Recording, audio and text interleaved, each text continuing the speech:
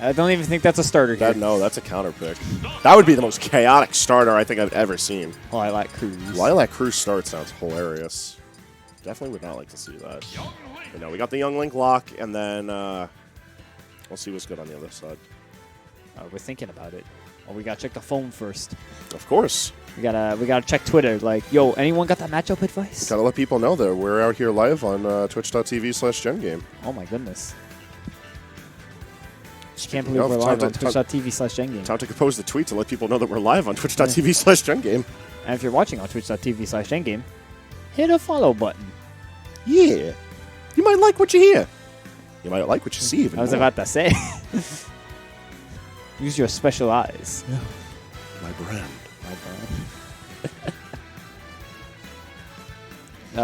Dig is the very short way. Not actually quite short, but like that's the one chair that like drags you into the abyss. That's the hazards on chair. That happened to Jared on... Jared's hilarious because he is a short king, and that chair reminds you that a short king demands a short throne. All right. We still tweeting out. We are, definitely. No, not you. Limitless is no, he's like, oh damn it, I went over the 240 character limit. Gotta figure out how I'm gonna phrase this. It's time to start using the emojis and the. What are we waiting for? Are they waiting on the line? My order of chicken wings. That's what. No, they're chilling. All right, so Trainer versus Young Link is going to be opening up tonight's stream. All right. You know, it's something we don't see too often. So yeah, you know, I expect Young Link. I really did expect Young Link to be a more popular character in these parts, but we don't really see too many of them. But Dig has been playing this character for as long as I've known them, and it seems dedicated to the craft. Let's see how well it manages against Squirtle at the very least for Stadium start. The Squirtle pretty low, so you know, if you do some of those aerial projectiles, might be able to get underneath them. Yep. Small body, quick speed, and good combo game. Yeah, but both of these characters are like baby size, so they kind of just get to tussle with each other without really worrying too much. Yo, they get to throw hands. Baby the Squirtle have hands, is there?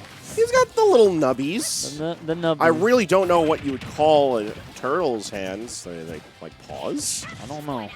That's a Google search that I'm not willing to make. Yeah, someone in chat could tell me. Paws, claws, nubbies. I'm going to go with nubbies. We're going to roll with nubbies because these nubbies are taking stage control, and we're switching it out for something with more defined paws. This is Ivysaur.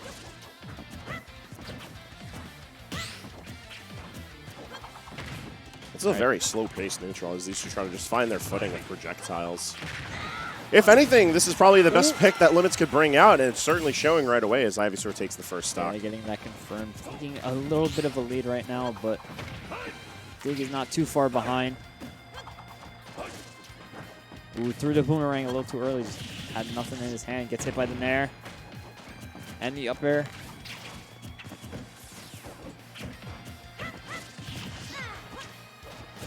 All right, little bits and pieces of damage here, but I like the fact that Limits isn't trying to overcommit. It's just get his little bits and pieces of damage. Yeah. He's got the lead. He doesn't really need to put too much stress into landing these hits on Dig.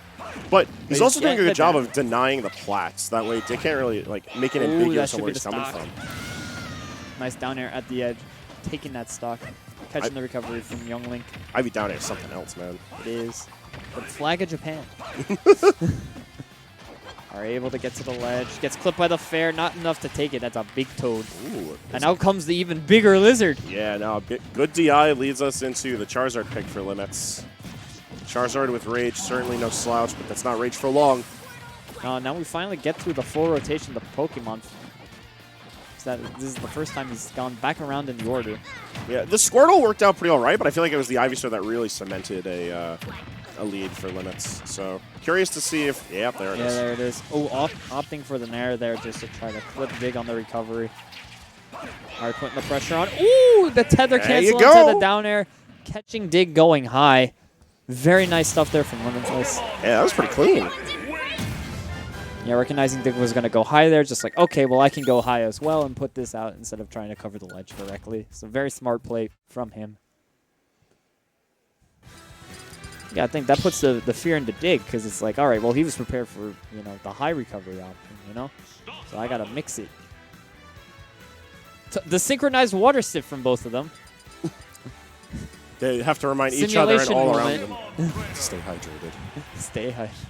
The simulation moment right there. Glitch in the Matrix. All right, here we are getting in the game number 2.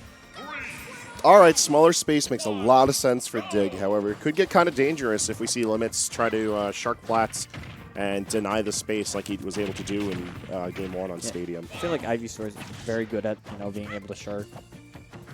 He's got the big buttons to do it, so he can do it safely, especially if Dig's going to rely more on trying to find his ins with his normals instead of his projectiles. Ooh. We had something started there. Yeah, Limits, though, getting the trade there, which worked out in his favor because he's able to get out of the situation. All right, getting caught by the arrow. No follow-up on it. Ooh. Gotta be careful. Boomerang comes back. That's what Avatar told me. Ooh, gets caught by the bomb. Able to still get back to the ledge. Ooh!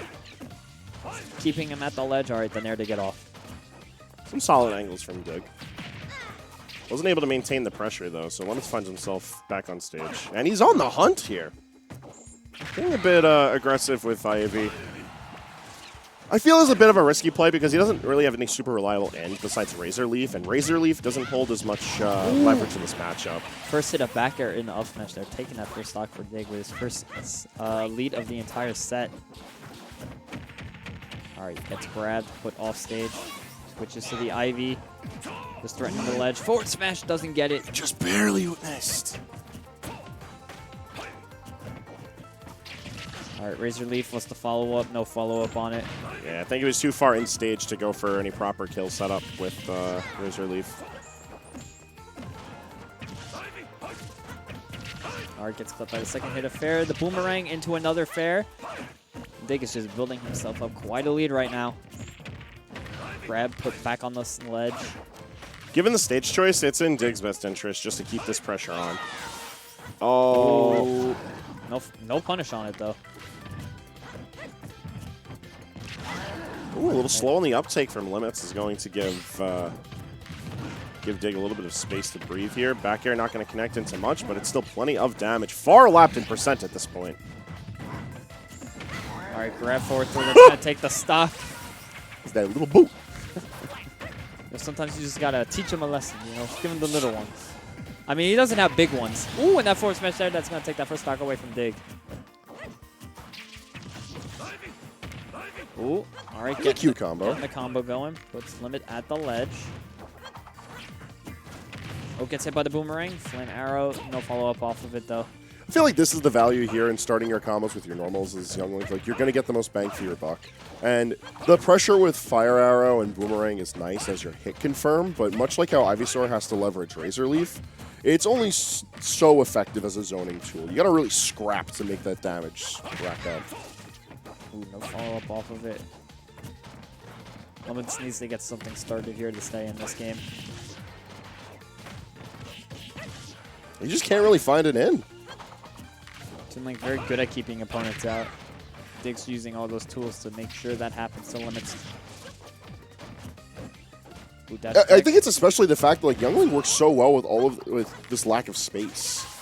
Like you can control the base plat really well. Controlling the base plat and the space beneath the platform helps deny that space. That forward tilt though. Life comes at you fast though. And now it's basically an even game. Nope. Is what I would say. Yeah, Dig isn't having any of that even game nonsense. He's having a game 3 instead. All right. Yeah, we'll probably see something with a bit more space here on the counter pick. Oh my goodness, he's drinking all of it. That's a flat bottle of water. Destroyed that thing. We can't show that. There's kids watching, Trevor. Come on, Trevor. Think of the families. Think of the kids. No, think of him. Staying hydrated. Hot out there. It's raining. I just go outside and get the water. That's the idea of standing there staring up at the rain. All right, here we are getting into game number 3. Going to PS2. Ooh, very different start to this game as opposed to what we saw in game 1. I think Dig recognizing that as long as he stays on top of Trainer, none of the Mons really have that good of answers to Especially Nair. Nair and close-in Boomerang are pretty problematic. Yeah, just doing a really good job out here at using the Boomerang and these arrows in order to keep out this Ivy. The Fair, not going to be enough to confirm the stock quite yet. All right, Boomerang, the follow-up with the arrow into the Fair, and that's going to take that stock. See, that's the beauty of Fire Arrow. It's like, yeah, it keeps you at a distance, that's whatever, but it's effectively like a 9-mile-long jab. You start closing the distance with that thing, and you have your follow-ups. All right, coming down, up air. Or has Dig up high. Dig trying to get off the platform. There's a leaf. You can't seem to find state confirm though. Yeah. I mean, the little bits and pieces of damage are working out for him. All right. Ooh, down tilt, just get him out of here. All right, puts him off stage. Jab on the shield. No punish on it. Who gets clipped? The Fair that's going to lead to some more damage, but once more back at the ledge. Yeah. Has to fight through the army of projectiles. Go, my children, hold down the nooch. Not only are they holding down the neutral, they're doing a good job of just pressing further onto the stage. One thing that Dig has consistently been good with doing it since Game 2 is just consistently netting that stage control. Keeping that base plat and making it really claustrophobic for Pokemon Trainer helps deny them so much of their combo game, or their even their ability to play defensively. All right, starting to get the damage. Lots of Mac is. I hit Mac on the yellow stick. Hey, it's working just fine for Limits as he racks up considerable amount of damage fighting out of the corner. Yeah, getting a lot of damage, evening things up a little bit here, Oh. but that Nair is going to take away that stock. The little Tim. You have to go to children's section for that one. Like, I need the smallest Tim that you have for an adult. Oh, no. The scramble results in a really early stock, and Dig taking the set 2-1. Good stuff to Dig. Unfortunate end for Limits, though. That's how it goes sometimes. But the adaptations were there from Dig, because Limits was kind of giving him the work in that Game 1. But pay enough attention, stick to your guns with what your character's actually good at, and it worked out just fine.